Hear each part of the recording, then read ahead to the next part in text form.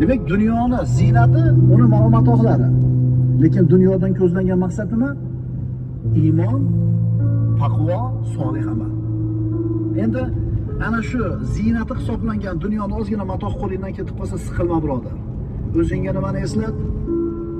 Jannat deb jina sabr qil, ozgina sabr qil, jannatga borasan. Dunyo ishi seni qiynagan bo'lsa, g'aming, darding, musibating ko'paygan bo'lsa, o'zingga oxiratni eslat birodar.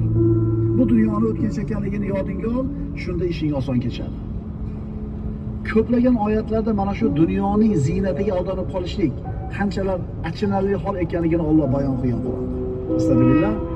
Va ma hadhihi al-hayatud dunya illa lahwun va la'ib va inna ad-daral akhirata lahiyal hayawanu law kanu ya'lamun. Bu dunyo hayoti faqat bir nafaslik o'yin kulgudir. Agar ular bilsalar, oxirat diyorigina mangu hayot diyoridir.